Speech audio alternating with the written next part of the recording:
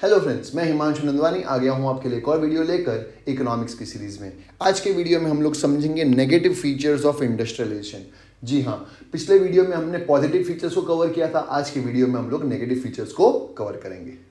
सबसे पहला point, gaps between targets and achievements. जी हाँ, सबसे पहला नेगेटिव फीचर जो होता है वो हमेशा यही होता है कि हम लोग सोचते तो बहुत ज़्यादा हैं, हमारे टारगेट्स तो बहुत ज़्यादा हाई होते हैं, लेकिन अचीवमेंट्स जो टारगेट्स के सामने होनी चाहिए उतनी होती नहीं है। हमेशा गैप रह जाता है किसके बीच में? टारगेट्स और अचीवमेंट्स के बीच।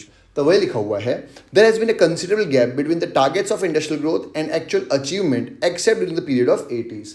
तो अगर हम लोग 80s का पीरियड छोड़ दें तो बाकी सारे टाइम में, दैट इज इंडिपेंडेंस से लेके आज तक, जो हमने टारगेट सेट किए थे इंडस्ट्रियल ग्रोथ के लिए, वो टारगेट्स कभी भी हम लोग अचीव नहीं कर पाए थे। तो वो लिखा है, It has been estimated average shortfall in industrial growth has been 20% of each plan period। हर बार कम से कम 20% से हम लोग शॉर्टफॉल रह ही जाते थे।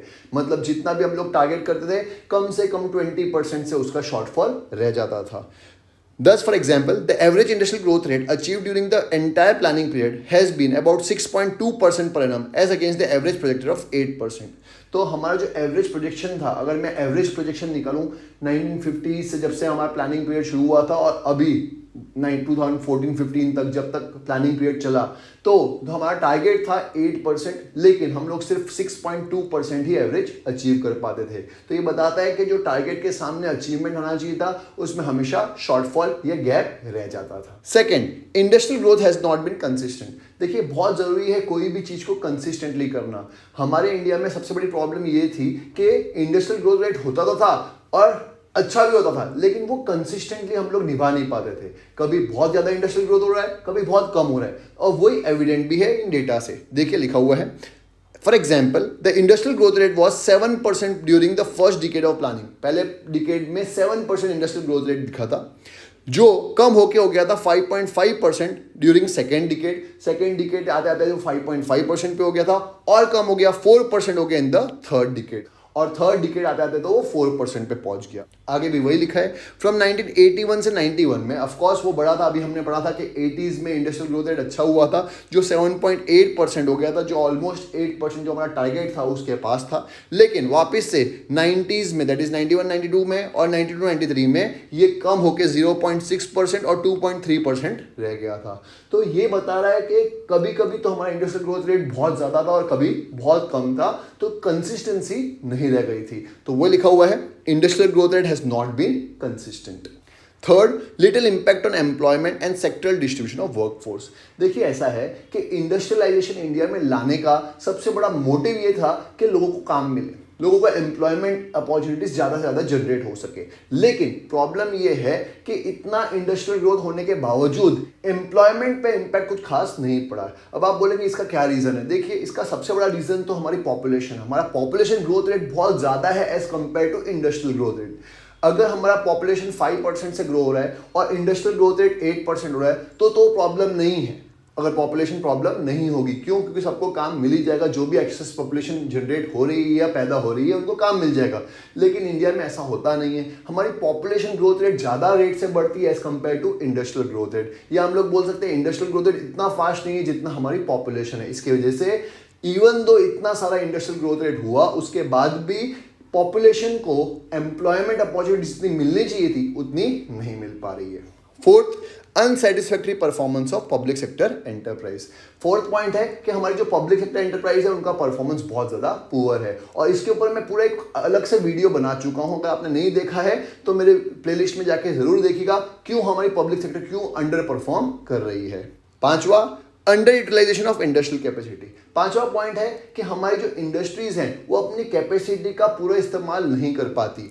अगर एवरेज निकाले तो 25 to 40% कैपेसिटी जो इंडस्ट्रीज के है वो अनयूटिलाइज रह जाती है। इसका मतलब अगर 100 यूनिट बननी चाहिए तो हम लोग सिर्फ और सिर्फ 60 से 75% या 75 यूनिट्स ही बनाते हैं। बाकी बनाने की कैपेसिटी तो है, लेकिन हम लोग अपनी कैपेसिटी का यूटिलाइज नहीं कर पाते। तो ये बहुत बड़ा रीजन है कि कैपेसिटी यूटिलाइजेशन 100% या ऑप्टिमम लेवल पे नहीं चलता है। हमारे पास क्षमता होते हुए भी उसका यूज नहीं कर पाते हैं।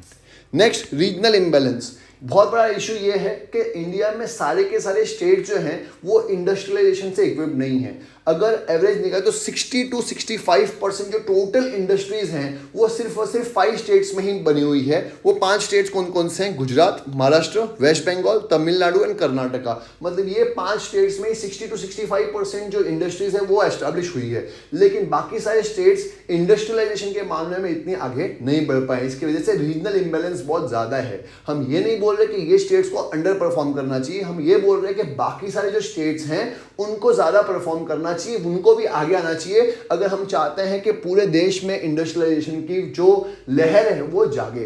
तो बाकी सारे स्टेट्स को भी आगे आना पड़ेगा, जैसे कि गुजरात, महाराष्ट्र, वेस्ट बंगाल, तमिलनाडु एंड कर्नाटका कर रहे हैं, वैसे बाकी सारे स्टेट्स को भी इंस्पिरेशन लेने की जरूरत है।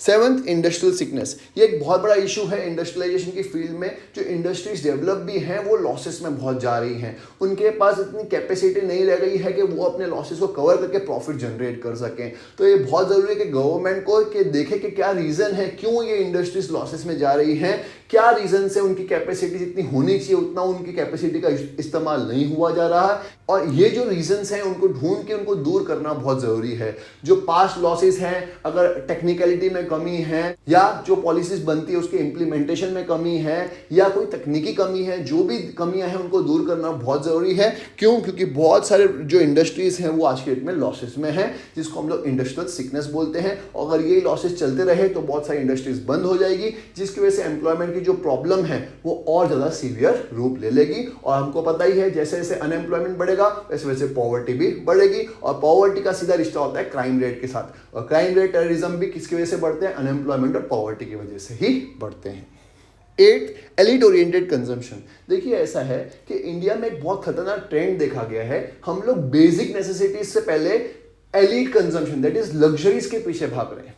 सबको रोटी कपड़ा मकान से पहले कार चाहिए या लग्जरी आइटम चाहिए, मोबाइल फोन चाहिए, आईफोन चाहिए। तो ये सारी चीजें जो महंगे फोन्स हो गए या महंगी एक्सेसरीज हो गई या फिर कार्स हो गई या लग्जरी स्पोर्ट्स बाइक हो गई, ये सारी एलिट ओरिएंटेड कंजम्पशन होता है। तो हमारे इंडिया में ये ट्रेंड देखा गया है कि जो यूथ है वो लोग डिमांड किसका कर रहे हैं? एलिट ओरिएंटेड कंजम्पशन का ज्यादा कर रहे हैं as compare to basic consumption.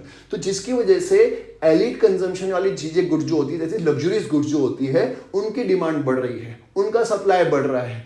लेकिन जिसके ऊपर ध्यान देना चाहिए दैट इज बेसिक नेसेसिटीज, उनके ऊपर ध्यान कम जा रहा है। तो इसकी वजह से जो बेसिक नेसेसिटीज हैं वो बहुत महंगी होती जा रही है, उनका प्रोडक्शन कम होता जा रहा है, क्योंकि उनकी डिमांड इतनी ज्यादा नहीं है। ऐसा नहीं डिमांड नहीं है, लेकिन जो एलिट कंजम्पशन है उसकी डिमांड ज्यादा हो रही है। होना क्या चाहिए? कोई भी इंसान है सबसे पहले अपनी बेसिक रिक्वायरमेंट्स को फुलफिल करने की कोशिश करता है, दैट इज रोटी, कपड़ा, मकान। ये हमने समझा था मैस्लोस के लॉ में भी। लेकिन आज के डेट में हमारा जो कंजम्पशन पैटर्न है वो बदल रहा है। हम लोग को रोटी कपड़ा नहीं चाहिए, हमको पिज्जा चाहिए, बर्गर ज्यादा चाहिए। तो इसकी वजह से कंजम्पशन पैटर्न बदलने की वजह से सप्लाई भी बदल रही है, सप्लाई डिमांड के ऊपर असर आ रहा है। और इसकी वजह से जो गरीब लोग हैं जिनकी अभी भी बेसिक रिक्वायरमेंट क्या है, रोटी कपड़ा मकान है, उनकी रिक्वायरमेंट फुलफिल नहीं हो पा रही है, क्योंकि वो चीजें भी महंगी होती जा रही है, क्योंकि हमारा कंजम्पशन पैटर्न बदल गया है। तो ये भी एक बहुत बड़ा रीजन है इंडस्ट्रियलाइजेशन क्यों ग्रो नहीं हो पा रहा है, क्योंकि हमारा कंजम्पशन पैटर्न बदल गया है। हम लोग जो मास में बनने वाली चीजें होती हैं, मास मतलब बहुत सारी एक साथ चीजें बनने वाली चीजें होती हैं, उनकी डिमांड नहीं कर रहे हैं और ऐसी चीजों की डिमांड कर रहे हैं जो एलीट या लग्जरी में आती है। और last, environmental cost of industrialisation. ये सबसे बड़ा रीजन है। देखिए कितना भी हम लोग इंडस्ट्रियलाइजेशन की फोकस कर लें या इंडस्ट्रीज को डेवलप करने पे फोकस करें, लेकिन उसका एक नेगेटिव इंपैक्ट भी होता है हमारे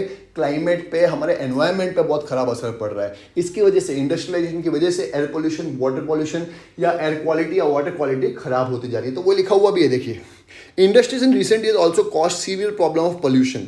जैसे एग्जाम्पल दिया है, various form of pollution like air pollution, water pollution, noise pollution etcetera resulting from the rapid haphazard industrial growth are indeed matter of grave concern for the society at large. और इसकी वजह से ये जो pollution create हो रहे हैं, air pollution हो गया, वाटर पोल्यूशन हो गया, नॉइज पोल्यूशन हो गया, वो सोसाइटी के लिए एक बहुत बड़ा कंसर्न का मैटर है या कंसर्न का विषय है, जिसपे गवर्नमेंट को ध्यान देना बहुत जरूरी है। मुझे उम्मीद है आपको समझ में आए होंगे ये नेगेटिव फीचर्स इंडस्ट्रियलाइजेशन के, और मेरे वीडियोस जो हैं आपको काम भी आ रहे होंगे। अगर आपको लगता है मेरी वीडियोस हेल्पफुल हैं आपके एग्जाम में, तो प्लीज़ मेरे वीडियोस को शेयर ज़रूर करिएगा अपने फ्रेंड्स के साथ, ताकि वो भी अच्छे से पढ़ सके।